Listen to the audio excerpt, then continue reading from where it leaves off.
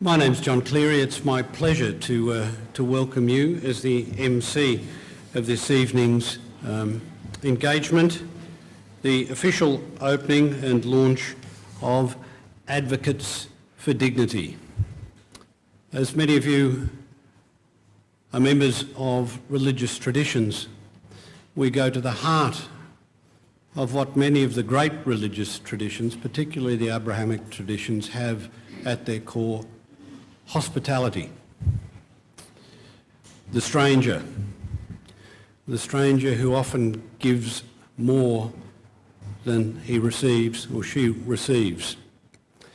And I think Australia, over the last few years, has been going through some considerable soul-searching over the nature of hospitality and what it means as a nation to be part of a community of nations. I see this evening's launch as part of the community response to that "who is my neighbour" question. Advocates for Dignity is particularly concerned for the plight of those who are finding life difficult as a result of many of the changes that have taken place in Turkey over recent times. There are families who are broken, there are families who are suffering. But indeed this can be extended if we think of the Rohingya in Burma, if we think of many of the Kurds in the Middle East. Here is a generosity of spirit that Advocates for Dignity are extending to those communities. And I feel it a real privilege to be invited to participate in such an event this evening. Perhaps it's appropriate, though, that the person who should do much of the talking this evening is the President. It gives me much pleasure to introduce Mehmet Sarald. Mehmet.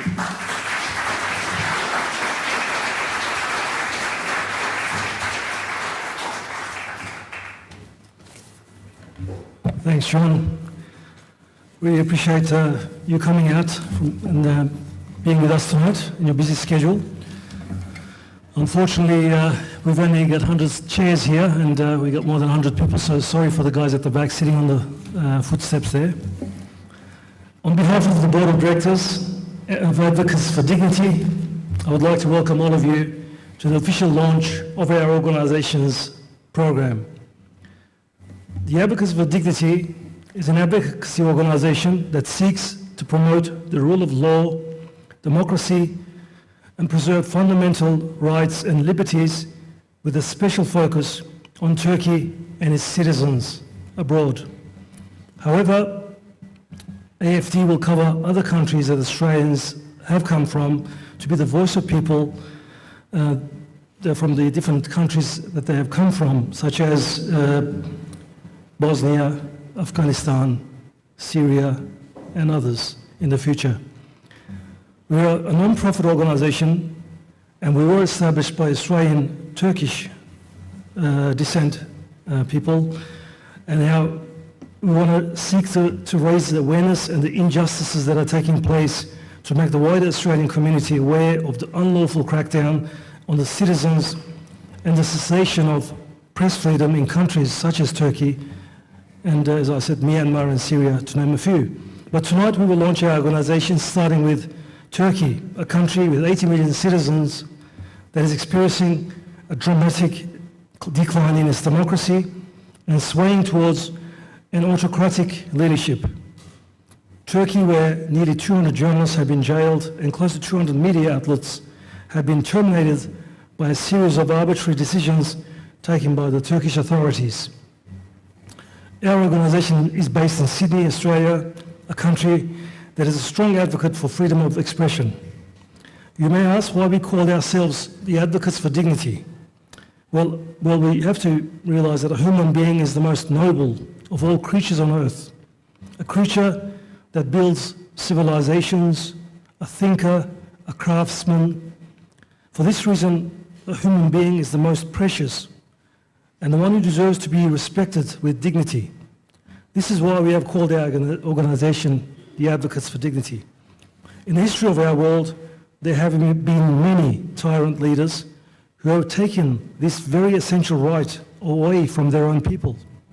Examples include dictators such as Hitler, Mussolini, Saddam Hussein, Gaddafi, Mubarak, and Cambodia's Pol Pot, to name a few.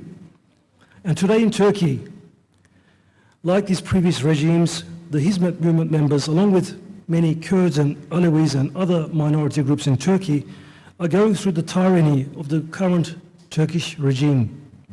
Hizmet movement members, who are all inspired by the teachings of Mr. Fethullah Gülen, who is a contemporary Turkish Muslim scholar currently residing in Pennsylvania, USA, have never been associated in its 50-year history with any violence and have always initiated activities in education, dialogue, and philanthropy.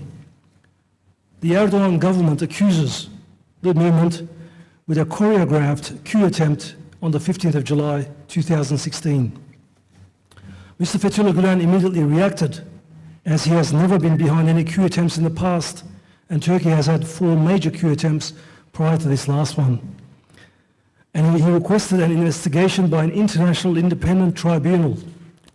The Erdogan government never allowed this independent review of this case, and instead they have purged and jailed hundreds of thousands of school teachers, judiciary members, police officers, business people, even housewives. The figures are astonishing, and I will read some of these out to you now. So, more than 150,000 people were dismissed from their jobs. More than 130,000 people were detained. Nearly 65,000 people were arrested. More than 3,000 schools, dormitories, and universities were shut down. Nearly 6,000 academics lost their jobs, and nearly 4,500 judges and prosecutors were dismissed. About 190 media outlets were shut down, and about 320 journalists were arrested. And on top of all of that, more than 700 babies were jailed with their mothers. There is no fair trial and justice system in Turkey. For example, a German journalist of Turkish descent, Deniz Yücel, was jailed for 15 months with no evidence whatsoever. After negotiations with the German government, he was released last week without a proper trial. During the same week, 3 journalists, Ahmet Altan, Mehmet Altan, and Nazlı Ilıcak, were sentenced to life imprisonment. These 3 journalists are well-known pro-democracy journalists. Judges and prosecutors have to follow the orders of the Erdogan government, as failure to do so will also lead to their jailing. People have escaped and still escape from Turkey. Some of them are in Australia and are applying for a protection visa. These people are good business people, academics, teachers, doctors, even university students. They have traumatic stress. Some of them started their own business in Australia and became taxpayers, while some of them are still struggling.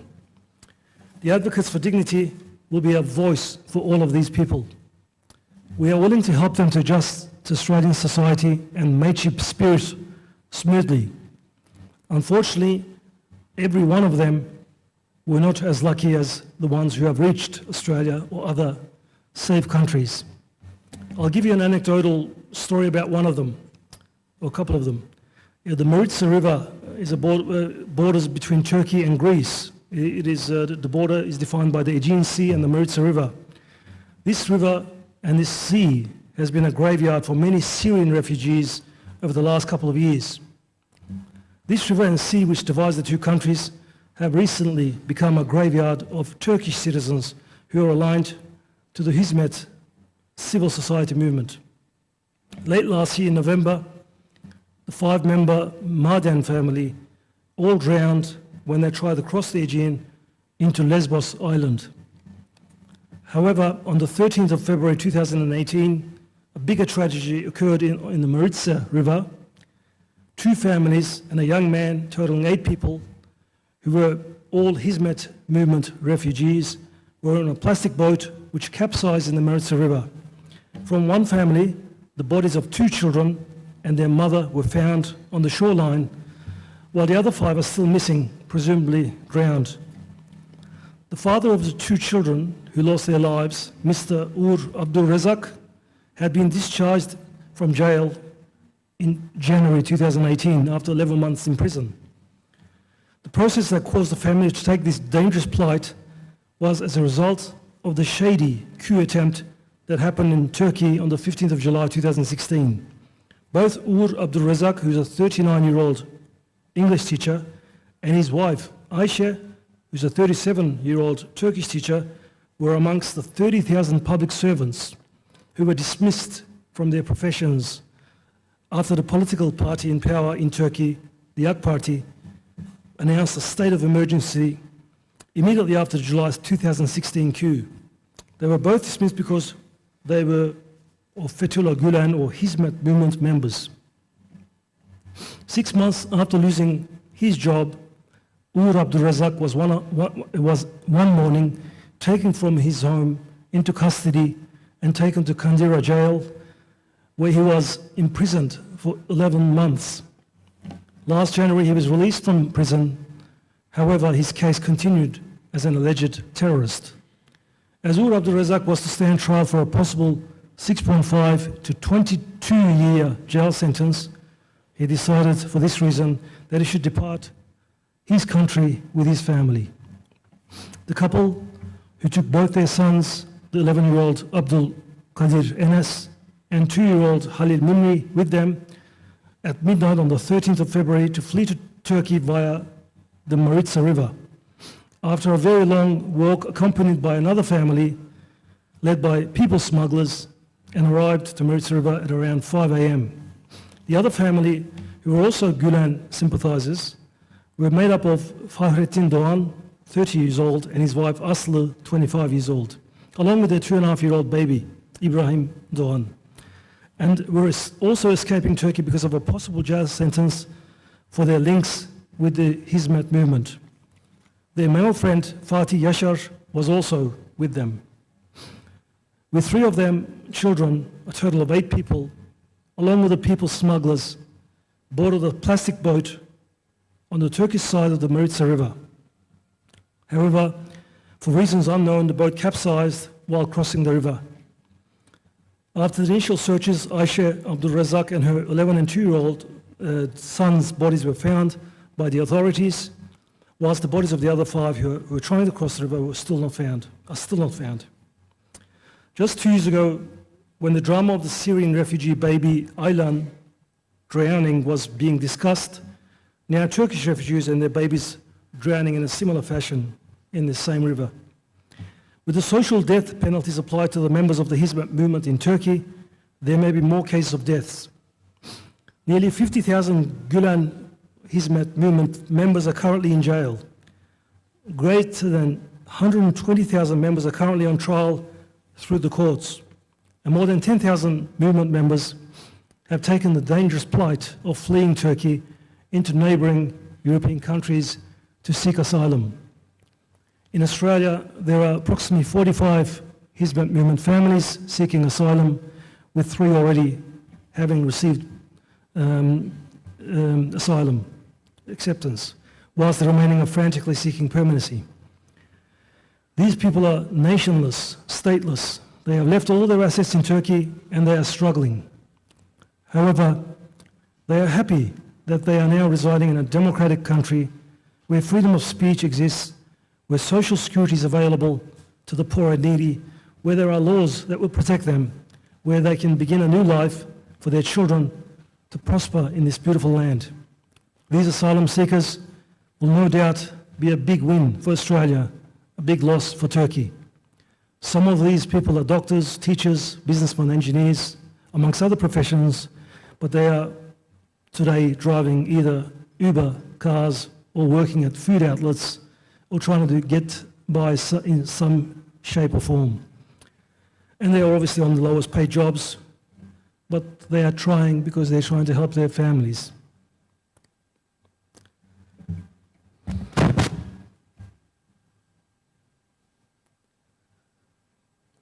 The Advocates for Dignity are here to help these people settle into Australia, to integrate them into Australia and to help them receive their permanent residency. We will be the voice for them in Australia, and we will let all Australians hear their stories. Thank you, and I hope you enjoy the rest of the evening. Good night.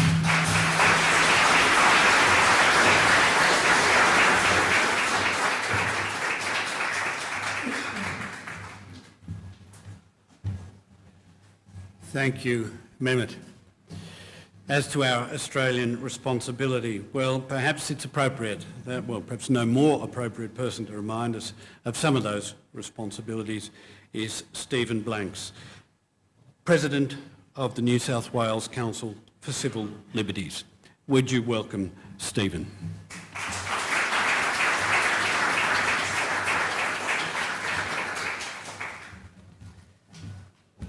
Well, good evening, and I'm very proud to welcome you here tonight.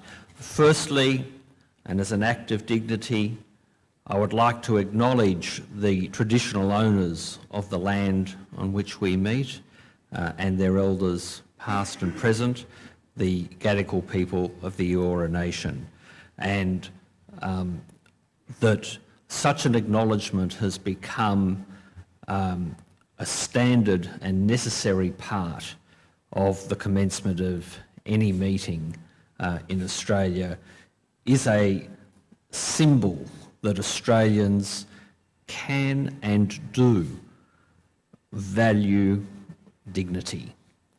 Dignity, of course, is a universal human right and aspect of humanity. And although you might think that an organisation called Advocates for Dignity is not for strong issues of principle, when you think about what dignity signifies and means in law and in society, it is a fundamental value underpinning human rights and legal systems which respect individuals and freedom. And so it is with great pleasure that I am part of this program tonight to launch this organisation and to wish it well in the future.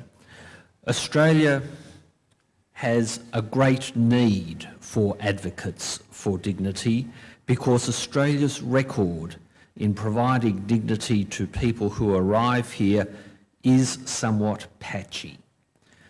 It is a seriously blemished record. Australia routinely acts in breach of its international obligations under the Convention for Refugees in a deplorable way that has damaged thousands and thousands of people and continues to do so.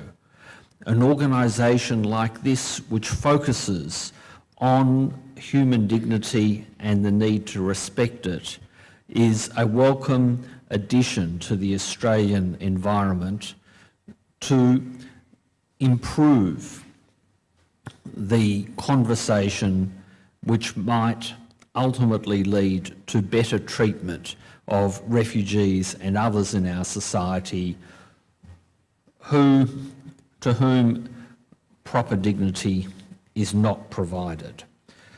So it's with, as I said, great pleasure and pride that I'm here to join in the launch of this organisation. The Council for Civil Liberties, of which I'm President, has been a leading organisation in New South Wales since 1963 when it was founded. It's one of the oldest civil liberties organisations in Australia. It has been a consistent advocate over that time for human rights and individual freedoms, and we like working with other like-minded organisations, and I welcome the opportunity to work with Advocates for Dignity in promoting human rights and human dignity in Australia for victims from Turkey who are settling in Australia, but also victims from other repressive regimes around the world. And so I welcome you here tonight.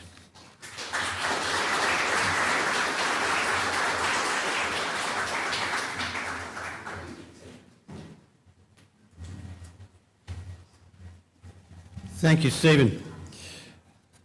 We have two guests particularly to welcome this evening. It's my pleasure now to introduce our first principal speaker, Professor Sophia Pandya. Sophia Pandya is from California State University at Long Beach. She's in the Department of Religious Studies. She's a winner of the 2016 Advancement of Women Award from the President's Commission on the Status of Women. She received her BA from the University of California in Berkeley in Near Eastern Studies and Arabic, and her MA and PhD from the University of California in Santa Barbara in Religious Studies. She's a Fulbright scholar. She specialises in women and Islam, and more broadly in contemporary movements within Islam. Dr. Pandya has authored a book, Muslim Women and Islamic Resurgence, Religion, Education and Identity Politics in Bahrain, on Bahraini women and the ways in which globalisation and modern education impacted their religious activities. Having carried out research in Turkey on several occasions, she is also the co-editor of a second published volume, The Gulen Hizmet Movement and Its Transnational Activities, Case Studies on Charitable Activism. Would you please welcome Professor Sophia Pandya.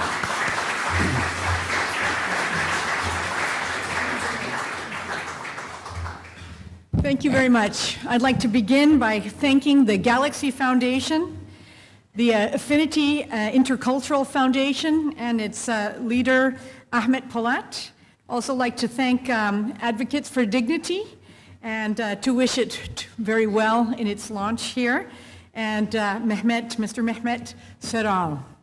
I have the fortune of being able to bring some levity to this conversation because I get to talk about some of the really great things that the Hizmet movement has done. I was able to visit Iraq and also Nigeria, and so I'm going to show you a lot of pictures. I'm going to talk to you about the Hizmet movement and then just show you a bunch of pictures. So it should be a nice visit or voyage that we'll take. Okay, here we go. Yeah, this is my granddaughter. You know, I know, thank you. You know, I know that all of you really came here to talk about my granddaughter. Yeah, no, you know, once you have a grandchild, you really care about the world that you're going to leave to your grandchildren. Who's a grandparent here? I say, you know what I mean. I mean, it's just incredibly important. And so that's why, in fact, I really do like the Hizmet movement and other organizations like it that are actually trying to do something positive in the world. So we're going to talk about the Hizmet movement, what they're doing in Iraq, what they're doing in Nigeria, what problems do they face in those two countries, and then I have a quote there by Fethullah Gulen, who's the inspirational figure of the Hizmet movement. Love is the strongest bond that God has created amongst us. It's a chain that links all of humanity together.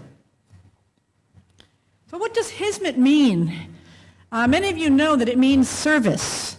And Hizmet is the term that the group prefers because, I mean, that's the name that they call, they use the term Hizmet. In fact, they don't really like to be called the Gulen movement. Participants of this group believe that one should express love of all creation through service or through Hizmet. It's an incredibly active group. They are active in education. Here's some quotes by Mr. Gulen himself. If you do not educate, you fail your youth. We're only truly human if we learn, teach, and inspire others. I love those quotes myself.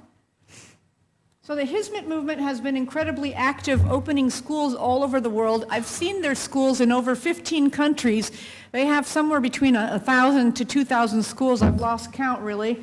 And I know that you have a lot of institutes here in Australia. In California, we have at least 12 different institutes. And so, I'm sure many of you have attended some of these events that they hold, including, cooking classes, cultural events, friendship dinners, all kinds of, even women's coffee nights. I think, they make me moderate a reading group for Turkish women. Every month I moderate it. So the Hizmet movement is a Turkish, but it's not as Turkish as it used to be. It began in Turkey. Now it's really a transnational and a global Sufi Muslim and humanitarian civil service organization. And so you see the image of Mr. Fethullah Gülen there. He's advocated for peace and for loving all of humanity and nature, by the way, and animals as you love God. And so this is why I like the Hizmet movement. Because these are a lot of the values that I hold as well. Cultural diversity, human rights, intercultural dialogue, peace, freedom of expression. You could read some of those yourself. I also like the tea that they keep giving me. I get to meet some really cool people. Let's go back. That's, basketball. I've taught him everything he knows. Okay, let's travel to Iraq now. I had a really interesting trip between, I landed in Suleimania and I got to travel through the mountains just a mile away from ISIS to Erbil. I had to give some talks in both of those cities. And so that's the Kurdish region of Iraq. I was there just last year. And so the people in the Hizmet movement that are in Iraq right now, so some of the problems that they have, obviously they have problems of lack of security, living, I was like an hour away from ISIS during that drive. It was sort of exciting. I felt alive. Poverty, okay? Some of the mullahs increasingly are supportive of Erdogan, supportive of the AKP party, so there's some tension right now in the Kurdish region. But the people in the movement that are in Iraq found themselves unable to return back to Turkey, despite all of the security problems. But contributions, a lot of the Turkish teachers remained in Iraq during the war, sometimes even remaining in Baghdad, while the U.S. was bombing Baghdad. They just stayed there. They also carry out a lot of countering violent extremism events. I attended one. Horizon Relief is the charity. About 20% of people in the city of Suleimania have received some form of charity from Horizon Relief, which is a Hizmet affiliated charity. They've opened several schools, dozens of schools. They carry out intra-faith dialogue between the different Muslim groups. There's tension between the different Muslim groups, and they get the groups together to talk. And they also acknowledge Kurdish suffering, okay, which is big because the Kurds and the Turks have been historical rivals. Here's one of the schools.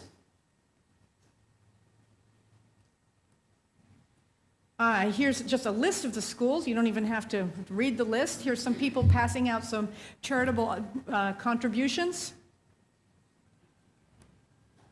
Let's try to get it to click. Oh, let's go back.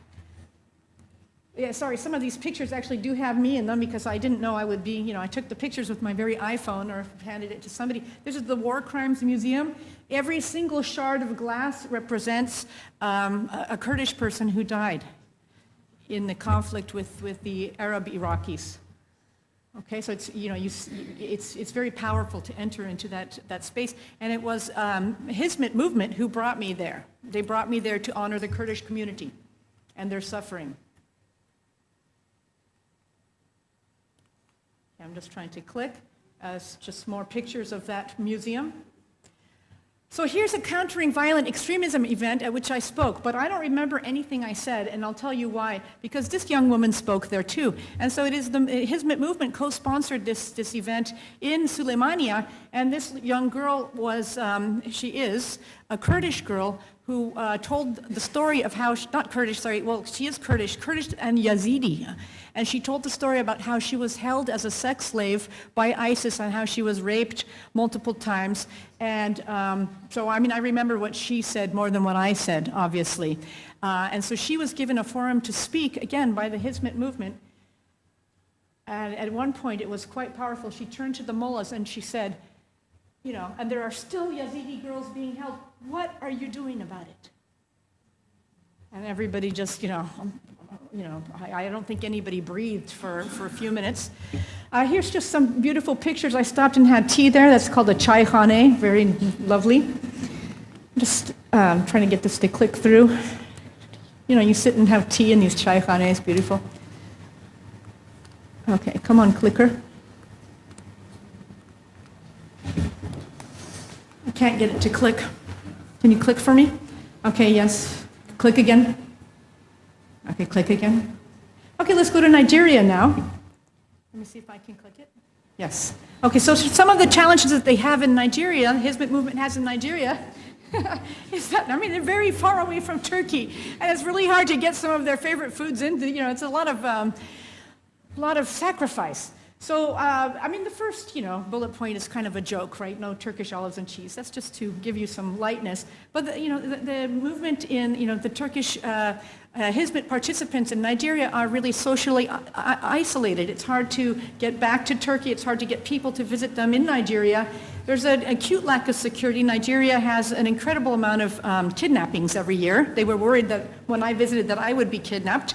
Poverty, there's a lot of diseases. There's like yellow fever. There's a long malaria. They gave me malaria pills. And then if you have your child outside of Turkey right now, it's very hard to get a passport. So one of the women that I met lifted up her child in Nigeria, a Turkish woman, and she said, I can't get a passport. The kid doesn't have a passport. He's a complete stateless citizen. And this is because Erdogan actually canceled over 50,000 passports and refuses to renew them, and also the Turkish government won't issue new passports for babies born abroad, and the child can't get a Nigerian passport either. So it's a stateless child, and that's not the only one. There's like hundreds of stateless children being born. And then in Nigeria, another problem is state corruption. But the contributions of the Hizmet movement in Nigeria, they're opening some of the very best schools in Nigeria, and that's true. They're winning awards. I visited them.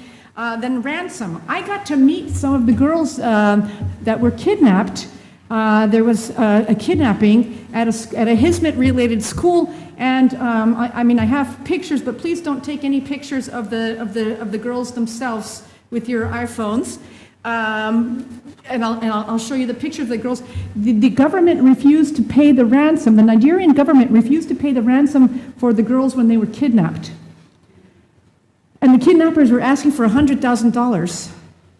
Sorry, yes, $100,000. And so the movement, actually the Hizmet movement, paid the ransom.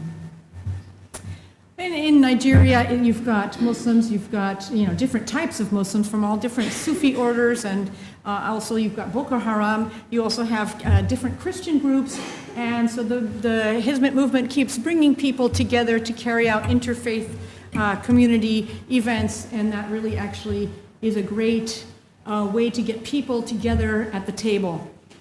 And then presenting a form of Islam that's very love-based. So here's one of the events I actually spoke at. You have some girls dancing, warming up the audience, and so that's another countering violent extremism event in Nigeria. So Erdogan did try to close the schools down in Nigeria, but so here's a newspaper article. Just the two headlines. Turkey wants Nigeria to close down 17 schools with links to the Gulen movement, and then you've got Turkish schools in Nigeria will not be closed. You know why? Because they're some of the best schools in Nigeria. So it was really interesting because these Nigerian women were speaking fluent Turkish because they had gone through the schools. And some of the Turkish women could speak in Nigerian. And what was interesting is their children, the Turkish children, spoke English with a very strong Nigerian accent. Come here. It's just fun. This is called suya, delicious food, and a woman just took pictures. A lot of Islam practiced in Nigeria. I think I need help with the clicking again. Maybe I need to click at the computer. Okay, you can click again. This is one of the schools that they opened. That's just a girl looking out of the bus. Okay, so please don't take pictures. These girls, this one, and this one, And this one spent 12 days in the forest. And as did their Turkish teacher, they were kidnapped by a militant armed group in the middle of the night. They just put them in a room with me, and I was sort of stunned that I was able to meet them, and I just asked them some questions about what had happened to them, and, like, were you afraid of spiders? Yes, we were afraid of spiders.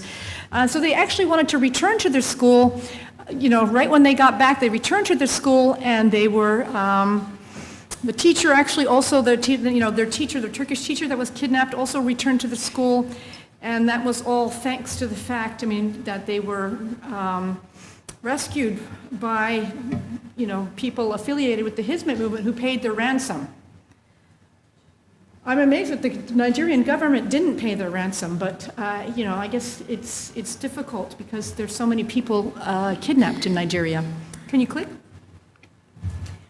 That's them again. If you can imagine me sitting there looking into those eyes and talking to them about those 12 days. Go ahead. There I am. This is the baby that has no passport. Okay? Go ahead.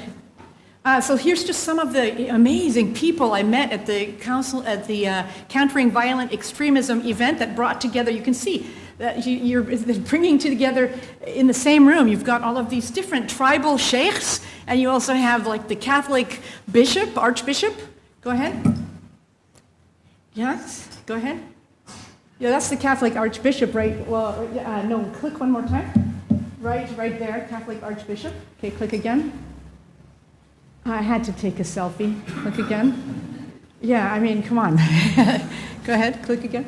So when we think about Hizmet, and so I'd like to conclude now. When we think about Hizmet and the Hizmet movement, these wonderful contributions, one of the challenges that they have now is how to recover from the purge and how to make sure that they're not scapegoated again. Right, because they're going to need assistance from the international community, and hoping that this doesn't happen to them. And then, of course, another question that they have as they move forward is, how can Hizmet preserve its identity as it becomes such so many people in the movement have actually had to seek asylum outside of Turkey, so you have a very transnational community now. So what will happen with the movement as it moves outside of Turkey and establishes its organizations, in so many different parts of the world? I'd like to thank you very much.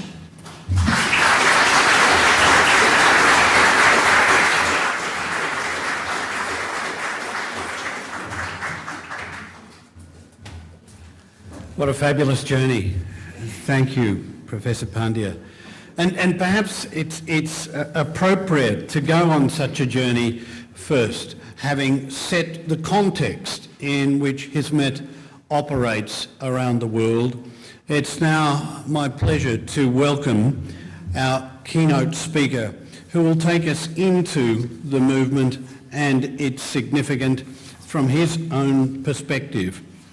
Professor Paul Weller is Emeritus Professor at the University of Derby, where he works part-time in the Centre for Social, Cultural and Legal Research. He's also Professor in the Centre for Trust, Peace and Social Relations at Coventry University and Research Fellow in Religion and Society at Regent's Park College, the University of Oxford. In the context of his work at Regent's Park College, Professor Weller is undertaking a 2-year research project that is intended to result in 2 distinct but complementary books. One is provisionally titled Fethullah Gulen's Theology and Practice, Inheritance, Biography and Context. This will examine the theology and practice of a leading contemporary Muslim scholar in interaction with his life and times. The other, provisionally titled Hizmet in Evolution, European Developments of a Turkish Muslim-Inspired Movement.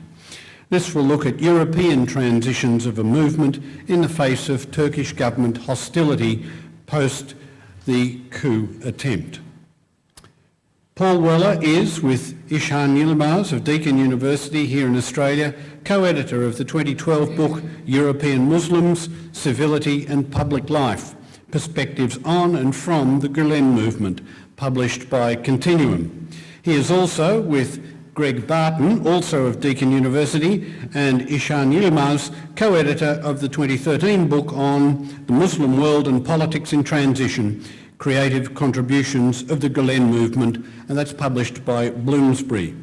In these co-edited books, he's also authored chapters on the Gulen Movement in the United Kingdom, in Gurkan Çelik, Johan Lemon and Karel Steenbeck's book, Gulen-Inspired Hizmet Movements in Europe, The Western Journey of a Turkish Muslim Movement, that's published by Peter Lang.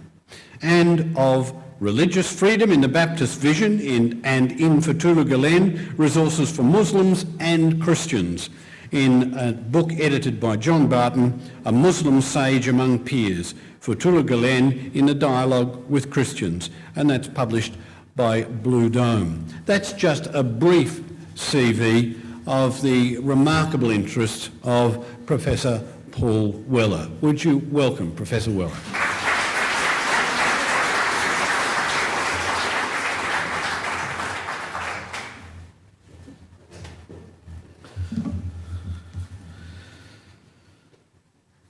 Thank you very much for the welcome and the opportunity to speak here. It's not really a context for levity, but since I do know that there was another Paul Weller in Sydney a few weeks ago at the Opera House, I should just clarify that he was the rock star and I'm the academic. But who knows, maybe one day, sometimes rock stars and other people in public life come out importantly to align themselves and support issues and concerns in the world. Bono and other rock stars have done that, so maybe I should work on my co-named Paul Weller. It's a privilege for me to speak at this official opening reception of Advocates for Dignity. I do so in three ways and three modes because that's who I am. I am an academic and I speak partially as an academic. I am also a person who tries to follow in the way of Jesus of Nazareth, peace be upon him. And I am also a human being. And I think all three of these things are part of the reason why I'm here speaking tonight, and I hope might help connect with various of you in the audience in different ways. Advocates for Dignity is an organisation that's being formed in order to try to draw attention to some of the terrible things that have been happening both in Turkey and beyond since the apparent coup attempt there. And in speaking at this opening, I should make it clear that I don't claim to be an academic expert on Turkey, although I have been a close observer of the country ever since my first visit to it well over a decade ago now.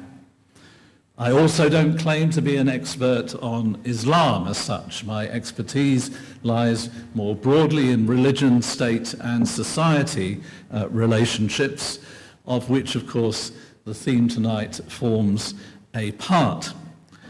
But I do have some academic expertise accompanied by quite extensive personal experience of those predominantly but not exclusively Turkish Muslims involved in Hizmet, meaning service, that is inspired by the teaching and life of the Turkish Muslim scholar Fethullah Gulen. And academics, of course, are sometimes famously known, sometimes criticized for their having on the one hand this and on the other hand that approach to complex questions. And of course it's right that academics should approach things with skepticism of a proper kind and with a search for an evidence-based approach.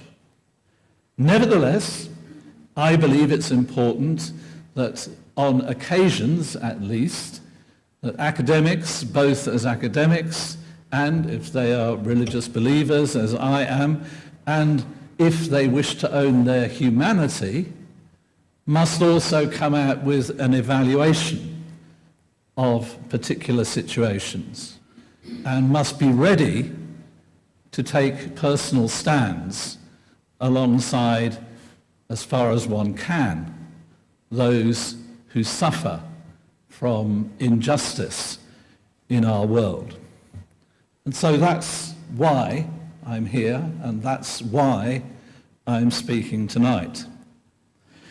And I want to pay tribute to the naming of this particular initiative, because I hope those who behind it won't mind that I maybe let you in onto a little bit of a backstory, because when I was first asked if I would speak at this event, the potential title for the organisation was Victims of Turkey.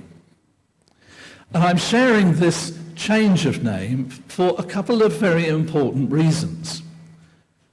First of all, the individuals and initiatives inspired by the teaching and example of Fethullah Gulen in my experience, and who identify with the movement religiously, do not act like a cult in which somebody makes a decision which is then transmitted to everybody else and then has to be implemented, as some have charged. Nor do they act like the command structure of a terrorist organisation, the slander with which this network of pious individuals is charged, the so-called Fethullah terrorist organisation. Rather, in both my general experience of Hizmet over many years and in the case of the debate around what one should call an initiative of this kind, it's far from those kinds of things. It's a place of lively debate. And so the name changed, and the name is as it is tonight. And that substance of that name is also important. Why? Because it didn't have the passive word victims. It had the active word advocates. Advocates. And of course, this is not to gloss over the very real victimization that thousands of people are experiencing. But it is that it is here tonight to found an initiative that's consistent with what is the positive ideals and teaching of Fethullah Gulen. And it's also focused on dignity. Why? Because again, in the teaching of Fethullah Gulen, what comes first is not that one is a Muslim, but that one is a human being. And then from humanity works out what it is to be a Muslim in the contemporary world, in engagement with the Quranic sources and all that makes for that. And so the focus here, not victims, but advocates, not focusing only on Muslimness or Hizmetness, but on dignity, human dignity. And also the title of Turkey wouldn't have been quite right, because although there are, as in all the societies of which we form a part, shared responsibilities for what occurs in our societies, it wouldn't be right to put at the doorstep of an entire country or people what is being perpetrated by a particular power structure and its active supporters. And also of Turkey wouldn't be quite right in geographical focus either, because people are also suffering outside of Turkey by virtue of their association with Hizmet. So this name is important, and it tells you in itself, and the process of arriving at it, something very important about what's going on here and what lies behind it. It also universalizes the aim of the initiative. That's to say, it's not selfish one, as it could be. And goodness only knows, I'm sure there are people sitting in this room with their own relatives, their own friends, who are suffering greatly at this time. And one could become consumed by that sense of suffering and focused only on that. But that this initiative, as was said to us in the opening speeches very clearly, yes, has a proper focus on the injustices occurring in Turkey and linked with Turkish developments, but it also seeks to connect with other injustices in other contexts. Why? Because at the heart of it all is the concern with the human. So this is the context in which we meet. How did things come about as they came about? And I speak about a process that's going on, an attempt to strangulate, in a sense, this movement, this civil society network, both in Turkey and outside the country. And I think it's important to understand that this process did not begin just with the attempted coup or the events of that period. There was a process that began earlier than that. And it was a process that itself began with pressures upon Hizmet schools in Turkey itself and then beyond, in a very difficult context inside of Turkey, a context where political leadership was seeking extension of power beyond constitutional terms by the changing of political seats. Similar process has happened, of course, in Russia in relation to Putin's move from being prime minister, limited in terms, to becoming president. And in that whole context, there was an attempt, because of the importance and the widespread respect for the Hizmet movement in Turkey, to try to gain an endorsement of that political positioning from Fethullah Gulen and from the Hizmet movement. Now, of course, in many things in Turkish life, and in earlier periods, as Turkey came out of military rule, there had been important commonalities of interest, especially for believing Muslims, in emerging into public life in a way that had not always been possible under previous forms of governance. But this pressure and the background for it, I can't tell you too much more about it or put it better than I would commend you to look at this publication, which you've got on your seats. And because in particular this is Australia, but also because I know that he's a scholar who knows what he's talking about in this field, I commend you to read from page 64 in here, where Greg Barton from Deakin University has the title, "What on Earth Has Gone So Wrong in Turkey?" And there, for those of you who know little about it, there is solid and reliable information undergirded by scholarship of the highest quality. So I won't attempt to say more about that than what I have already done. But what we do know is when the events around the apparent coup took place, that the President Erdogan at that point very, very quickly pronounced this to be, quotes, a God-given opportunity. To do what?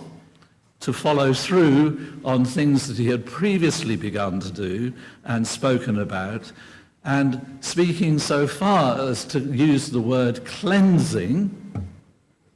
Now, my wife is German and comes from a society and a history where these things have a resonance that is frightening, cleansing of a group in society. And when you listen to some of the speeches and the inflammatory version of those speeches, it's spine-chilling to hear what is being said about human beings, even if there were any truth in the accusations of involvement in the coup, which are always been strongly denied by Fethullah Gulen and others. Because what's going on is a process of dehumanization of dehumanization. And maybe the real coup, one could say, that took place was not what actually took place on the day that the so-called coup took place, but a few days later, when the introduction of emergency rule took place, thereby suspending many of the protections, even within an imperfect legal system, which existed, and so therefore now allow the abuses such as babies being imprisoned along with their mothers in a way that Turkish law itself in normal times would not allow. And this state of emergency has become normalized as a dehumanizing thing, not only in relation to Hizmet, but also in relation to many other groups and people, journalists as a group of professionals, people from Kurdish background, Alevis and others, secularists who have nothing to do with Fethullah Gulen and are often entirely critical of him and of Hizmet, also caught up in the fallout from these events. Who to believe? Who to believe? The Turkish government charges, Fethullah Gulen denies. Well, again, I'd commend you to an article in this booklet on page 34 by Thomas Michel, entitled The Gulen Community, Who to Believe, Politicians or Actions. Politicians or actions. Now, we've heard from Sophia's presentation of some of the actions undertaken by this network of people in some parts of the world. Who to believe? Is it possible to put together in a credible way the picture that is being promulgated of Fethullah Gulen and of this network of people with the actions that one experiences in different parts of the world? Is this credible to put them together? Or is there a major disjunction there? Of course, one can argue, and sometimes people do argue, that there's one face of Fethullah Gulen for the world, and there's another face, and there's one of the movement, and there's another face. But people who have experience, practical, concrete experience of the movement, do not buy that kind of approach. Why? Because as Said Nursi also taught, there are three main enemies for humankind. And it's these enemies, not people enemies, others who are enemies, but things that are in humanity that need to be overcome. And it's those things that Hizmet is dedicated to tackling. That is what? Ignorance, with education initiatives such as the schools network here in Australia, but also in Iraq, in Nigeria.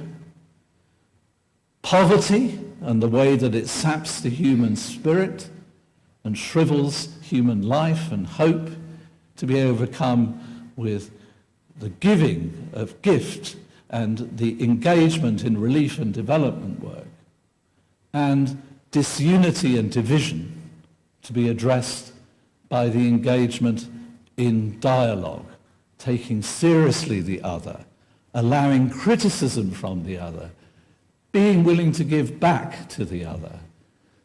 These are the things, in my experience over many years, and in all that I've ever been able to discover through research, read about, reflect on, personally uncover, that this movement is concerned with. So you put this alongside Klein, and as Thomas Michel says, who does one believe? Now, I want in closing, towards closing, to finish also on a slight note of coming from within my own religious tradition, because I think it's not possible to understand this movement without understanding its religious roots and sources. Yes, it is a civil society movement, and sociologists who studied it can offer many things. But yes, it engages with the wider society, and for example, its schools are not religious schools in the sense that in many traditions one finds religious schools. They're inspired by people who have a religious vision, but they're for people of all backgrounds of religion and none. But to understand what this is about and where it comes from and how it might, in this desperate situation in which it finds itself, also find a way forward, one has to understand its religious inspiration. And so at this point I just want to share a short video clip, because when I, as a Christian believer, had opportunity in November to meet with Fethullah Gulen, I felt it appropriate to recite to him something from the words of Jesus in the Beatitudes in the Sermon on the Mount. And as I did so, the call to prayer, the Muslim call to prayer, came in the background. It's just a few seconds of a clip. They will see God. Blessed are the peacemakers, for they shall be called children of God. And blessed are those who are persecuted because of righteousness, for theirs is the kingdom of heaven.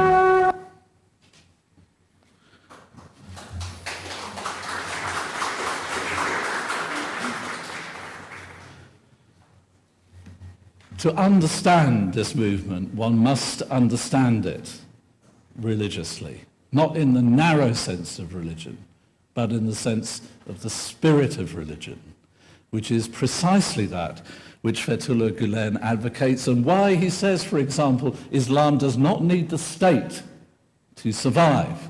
This is a radical, unusual message within the Muslim world, not the thing one would expect to hear from a person masterminding a coup from Pennsylvania into Turkey. This is a radical understanding of how to be present as a faithful Muslim in the world, contributing to it and transforming it. Fethullah Gulen himself, and you can go and have a look on the website, if you click in Living Abroad plus Gulen, you will find on the 21st of February his reflections on living abroad, migration, martyrdom and service. And I commend you to have a look at that, because the sense of humanity that you will gain through that, yes, there are these figures and numbers here, important. But when you read what he has to say about the feelings that accompany this, the homesickness, a home, a place they are used to, their street, a place they are used to, relatives and neighbours they sat and talked with, parents, relatives, children, forced apart, forced to be away, travelling to the hereafter, because that's the frame of reference, that's the belief, while thinking of all of this, though, is hard. It's not a kind of cheap religious belief. It takes seriously this pain and suffering along the way. And Fethullah Gulen in this website and his message goes on to reflect on what has happened when some people have sought help, as those who become exiles have done. And he said this: when they saw the deprivation and suffering, some took out their house keys from their pockets and handed them over. If there were no keys to give, they would say, rent a place somewhere and we will pay the rent. Germany, he said, moved to offer support in this way, as did Canada, partly France, the United States and other places. As for the Islamic world, and here is a critique from a profoundly Muslim scholar, the majority, they just slept. How shameful it is to sleep next to the one who acts. One moves to offer support. There may not be things that are required in your set of beliefs, but there are the attributes of a believer. God does not look at your appearance or your identity, whether you say, Allah, I am Turkish, I am Kurdish, I am Albanian, I am Bosnian, I am Georgian, or any other ethnicity. He looks at your heart, the sense of humanity, and the belief that resides therein. So, dear friends, in this room tonight, and also any broadcast of this event that goes wider, I think the challenge for us is clear, especially for those of us who are not part of Hizmet in a direct sense. There are so many good people in Hizmet doing so many good things, who did their first migration, going to lands and countries they had no conception of, and founding schools, doing good works, and many of them are now facing a second migration that is forced. These people, these friends, do not wish really to spend their time and energy advocating for themselves. They wish to continue with doing what they have been doing in many of our societies over the years, tackling that ignorance, tackling that poverty, tackling that division with education, with relief, and with dialogue. So this means that for the rest of us, there is an even greater responsibility for us to stand up and to be counted, and in the words of this initiative, to be advocates for dignity. Thank you.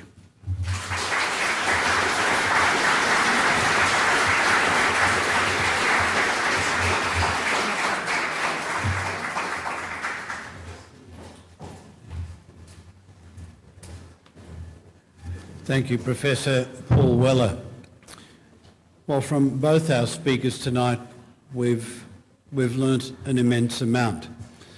But ultimately, this comes down to a matter of you and I and someone else's personal experience.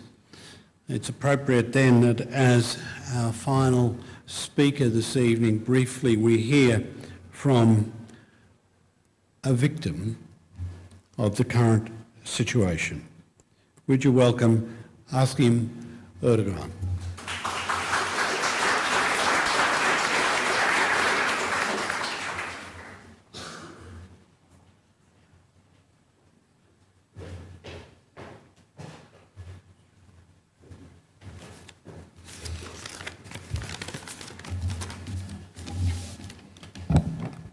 Good evening. My name is Asim. I came to Australia in September 2016 with my wife and daughter. For quite a few years, I had been working in recycling industry in Turkey and was well known in the sector.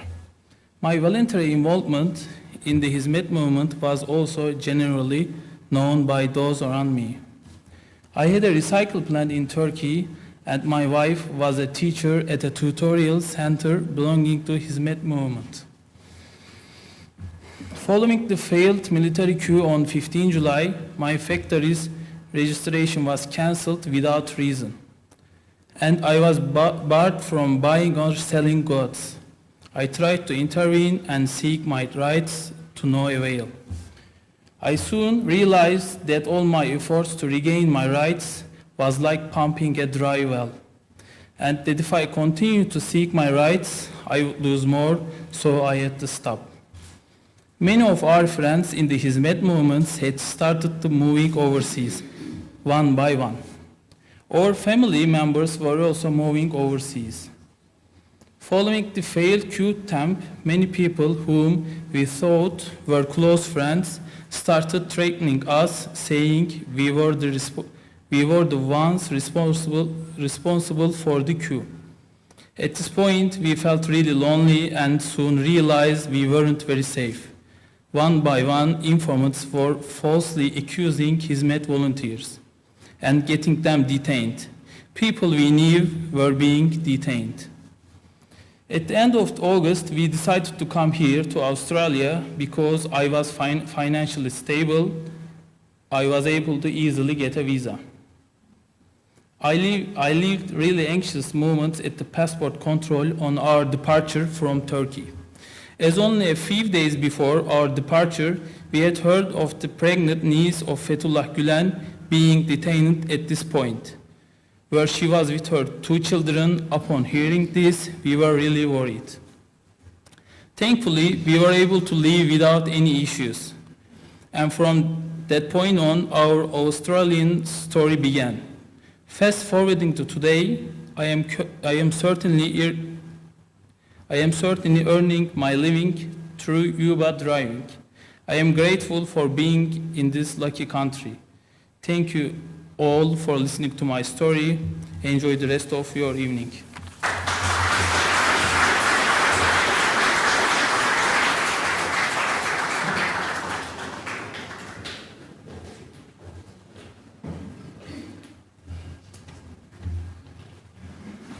And thank you, Asim, for the dignity of your presentation and the gentility of your soul there. Thank you so much. It gives me great pleasure now to present a vote of thanks this evening, the former Premier of the State of New South Wales, the Honourable Barry Unsworth.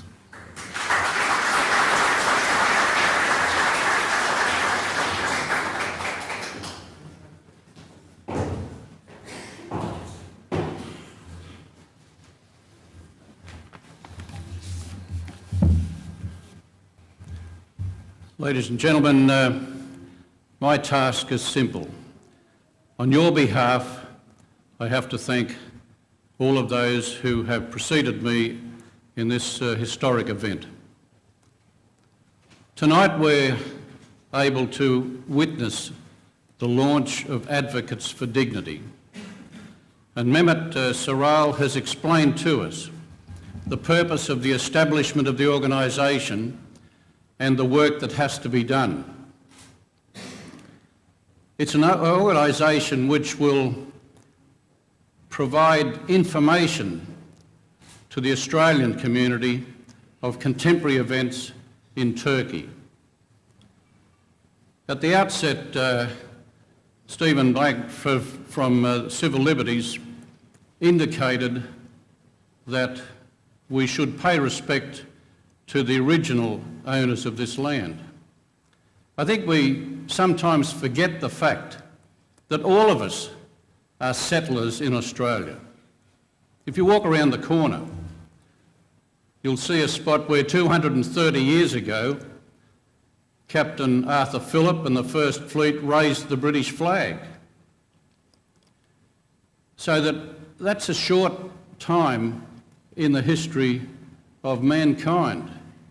The fact that we've only been here in this land for 230 years, whereas the original settlers have been here for 40,000 years. So I think all of us as Australians have to share life together. Now, I'm probably one of the oldest people in the room. I'm in my 84th year. So I've seen Australia change from an Anglo-Celtic society before World War II into a multicultural society. And some 30 years ago I had the privilege of serving as this state's Minister for Ethnic Affairs. So I've had a fair bit to do with the various communities who've come to make up Australia today. I well recall at the end of World War II, the people who came here from Eastern Europe, the Latvians, Lithuanians, Estonians, who wanted to find a new life in this country. And then subsequently, as a result of upheaval in other countries, in Hungary, Czechoslovakia, in Vietnam, in Lebanon, people came as refugees from those countries to settle in Australia. And they were welcomed, and they form an important part of Australian society today. Now, of course, Stephen points out that things have changed and the current Conservative government is not as welcoming as governments in earlier times of people in need. But quite clearly, from what we've heard tonight, there are people in Turkey who are in significant need. I was last in Turkey 5 years ago, and at that time there were people who were unhappy with the administration of the Erdogan government, and they were having demonstrations in Taksim Square. And when I was in Anatolia, people that I was talking to down there were going up to demonstrate. In 2005, when Erdogan came here as Prime Minister, they must have been short of people to meet him because they included me in the delegation. And I had the opportunity at close hand to view Erdogan and his cabinet. And I could see what was happening there. The younger people sitting closest to the Prime Minister appeared to me to be quite traditional.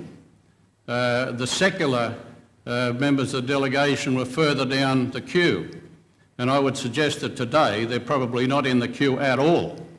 But I could see from Erdogan's demeanour that he was one tough cookie, and he certainly proved that in the way he's now treating his own community, the people in his society. Now, we've had the privilege tonight to hear from Professor Paul Weller and Dr. Sophia Pandya about the Hizmet organisation and the work that they have observed of Hizmet's work throughout the world. I had the opportunity some years ago at the movie theatre just close by to see the movie Love is a Verb, and that explained to us what Hizmet meant, what Hizmet was doing. And it was significant to me because at that time in that movie, Hizmet was working in Bosnia-Herzegovina. And I had been to Sarajevo in times before the war and appreciated the significance of that location. But the upheaval that occurred there involving the three separate faiths was horrific. And it was really impressive for me to see Hizmet working there to help people who are in need. So in that sense, that movie demonstrated to me the great value of Hizmet, of the work of Gulen in many countries in the world. Tonight we've heard about the work in Nigeria and Iraq, and we understand the significance of Fethullah Gulen's work. So I think it's a great opportunity for us tonight to appreciate what we have to do in Australia to make the Australian society understand the serious problems that are currently occurring in Turkey. A lot of young people think Turkey is some sort of a holiday. They go there on the 25th of April to celebrate. There's nothing there to celebrate.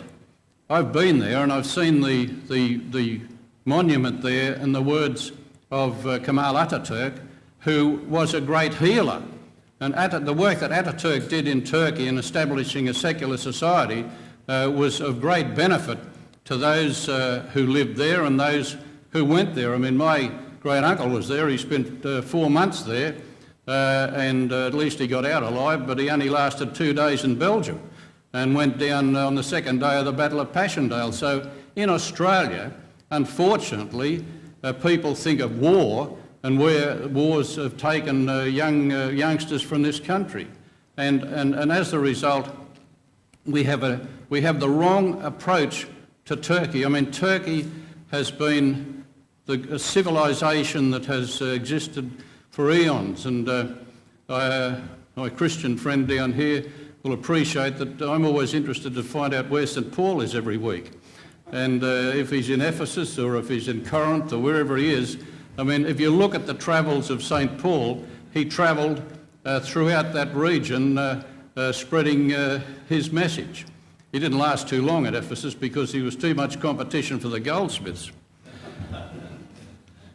Every night we're confronted on our television with scenes of horror, horror that's occurring in places like Syria right at this very moment.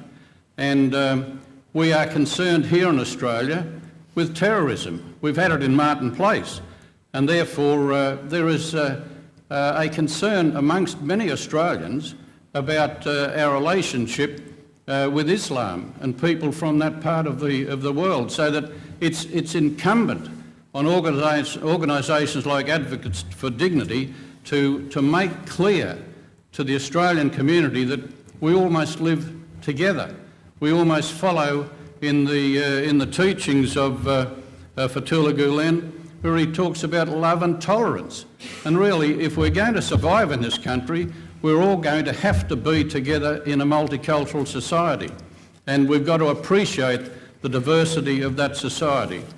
So I'd just like to say that tonight the speakers have given us a great insight into the events that have happened in Turkey, the implications that flow from them, and the fact that we all have a common interest in understanding what is happening in Turkey and appreciating that it's our responsibility to work with organisations such as Advocates for Dignity and try and help people such as the gentleman who has spoken before, who fortunately came here.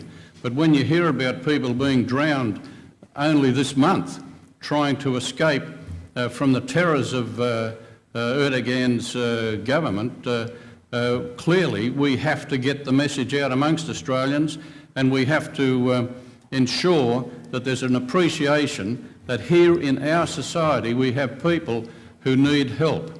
They need help, and they need it right now. So I think we're all indebted to the organisers of Advocates for Dignity for bringing us here tonight to hear these two wonderful speakers who've been able to, at first hand, appreciate the work of Hizmet and bring that message to us. So on your behalf, I'd ask you to put your hands together to thank the speakers who've entertained us here tonight.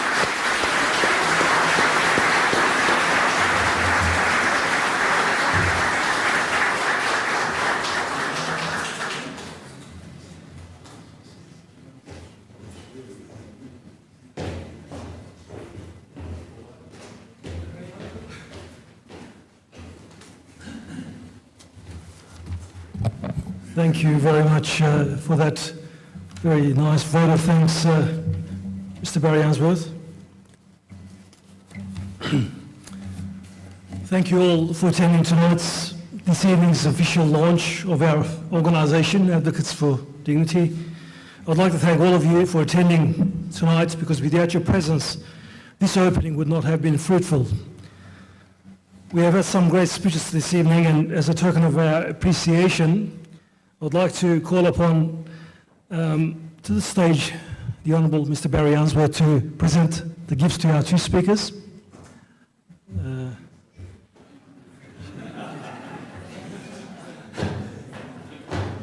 Sorry about that. İlk önce Paul Weller. First, I'd like to call to the stage Professor Paul Weller to receive a gift as a token of our appreciation for coming tonight.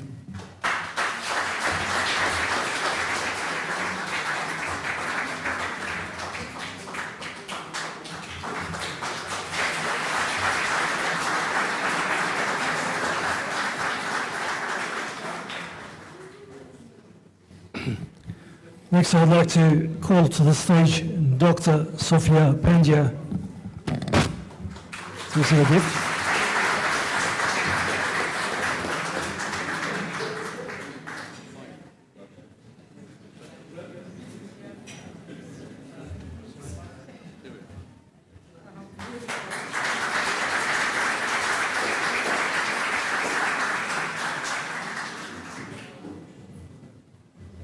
Thank you, and Barry, just wait before you go, and as a token of our appreciation, we'd like to give you a gift as well.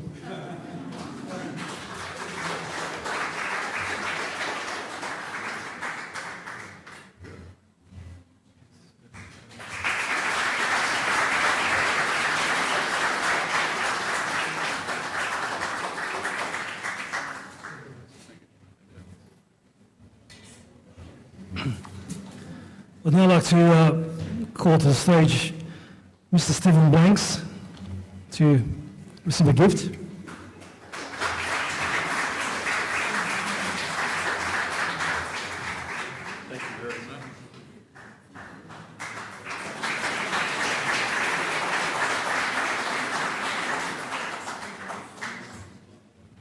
And finally, I'd like to call to the stage my friend John Cleary, who is one of the best radio broadcasters in Australia. As you know, he was for 30 years on ABC Radio doing the religion report and things like that. He's the expert on commentator on religion. So please welcome him to the stage, please.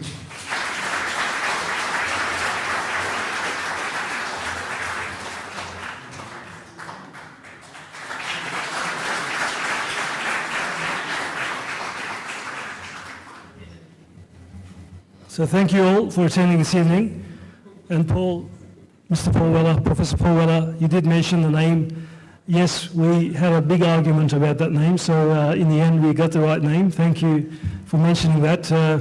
It's funny, the people who came from Turkey in the last 5 years preferred victims of Turkey because they were angry at Erdogan and Turkey. But we as Australians who were born and raised here, we prefer a name which is all-inclusive. So thanks for that. And I hope to see each one of you at future events that are coming up. Thank you and have a good night.